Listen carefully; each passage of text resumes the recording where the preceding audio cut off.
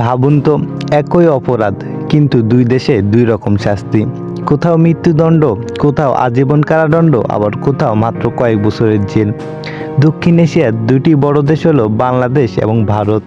এই দুই দেশের আইন অনেকটাই একই ইতিহাস থেকে এসেছে, কিন্তু সময়ের সাথে সাথে অনেক পরিবর্তনও হয়েছে। আজকের এই ডকুমেন্টারি ভিডিওতে আমরা জানবো বাংলাদেশ ও ভারতের 10টি বড় অপরাধ এবং তাদের শাস্তির পার্থক্য। তো চলুন বেশি কথা না বাড়িয়ে ভিডিওটি শুরু করা যাক। আর চ্যানেলে নতুন হয়ে থাকলে অবশ্যই ভিডিওতে একটি লাইক করে দিয়ে চ্যানেলটিকে সাবস্ক্রাইব করে রাখবেন। নাম্বার 1, খুন। সবচেয়ে গুরুতর অপরাধগুলোর মধ্যে একটি হলো খুন করা। বাংলাদেশের দণ্ডবিধি অনুযায়ী খুনের শাস্তি নির্ধারণ করা হয়েছে। এখানে খুনের শাস্তি হতে পারে মৃত্যুদণ্ড অথবা যাবজ্জীবন কারাদণ্ড। ইন্ডিয়ান প্যানেল অনুযায়ী ভারতেরও একই আইন রয়েছে, তবে ভারতে মৃত্যুদণ্ড খুব কম ক্ষেত্রে দেওয়া হয়, বেশিরভাগ ক্ষেত্রে দেওয়া হয় যাবজ্জীবন কারাদণ্ড। নাম্বার 2, ধর্ষণ। ধর্ষণ একটি ভয়াবহ অপরাধ। বাংলাদেশে এই অপরাধের বিচার করা হয় নারী ও শিশু নির্যাতন দমন আইন 2000-এর মাধ্যমে। এখানে শাস্তি হতে পারে যাবজ্জীবন কারাদণ্ড অথবা মৃত্যুদণ্ড। ভারতের ধর্ষণের শাস্তি নির্ধারণ করা হয়েছে ইন্ডিয়ান প্যানেল কোড অনুযায়ী। ভারতে সাধারণত 10 বছর থেকে আজীবন কারাদণ্ড দেওয়া হয়, তবে গুরুতর ক্ষেত্রে মৃত্যুদণ্ড হতে পারে। নাম্বার 3, মাদক পাচার। মাদক পাচার দক্ষিণ এশিয়ার একটি বড় সমস্যা। বাংলাদেশে মাদকদ্রব্য নিয়ন্ত্রণ আইন 2018 অনুযায়ী বড় পরিমাণ মাদক পাচারের মৃত্যুদণ্ড হতে পারে। অন্যদিকে ভারতের আইন অনুযায়ী 10 থেকে 20 বছরের জেল হতে পারে। নাম্বার 4, দুর্নীতি। দুর্নীতি দুই দেশেরই বড় সমস্যা।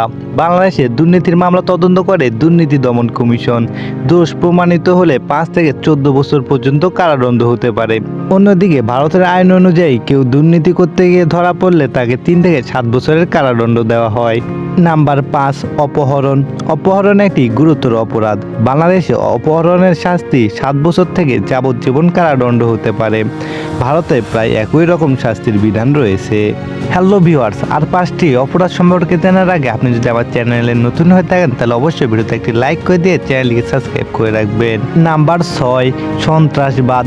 সন্ত্রাসবাদ রাষ্ট্রের জন্য বড় হুমকি। বাংলাদেশে সন্ত্রাস বিরোধী আইন 2009 অনুযায়ী গুরুতর ক্ষেত্রে মৃত্যুদণ্ড দেওয়া হতে পারে। অন্যদিকে ভারতের আইন অনুযায়ী এখানে দীর্ঘমেয়াদী কারাদণ্ড এবং মৃত্যুদণ্ডের ব্যবস্থা রয়েছে। নাম্বার 7, চুরি। ছোট অপরাধ হলেও চুরি আইনগত দণ্ডনীয়। বাংলাদেশে চুরি করলে চুরির শাস্তি হচ্ছে 3 থেকে 7 বছর পর্যন্ত কারাদণ্ড, তবে অন্যদিকে ভারতে সর্বোচ্চ 3 বছর পর্যন্ত কারাদণ্ড দেওয়া হয়। নাম্বার 8, ডাকাতি। ডাকাতি অনেক বেশি গুরুতর অপরাধ। বাংলাদেশে ডাকাতির শাস্তি 10 বছর থেকে যাবজ্জীবন কারাদণ্ড হতে পারে। অন্যদিকে ভারতেও প্রায় একই রকম শাস্তির বিধান রয়েছে। নাম্বার 9, জালিয়াতি।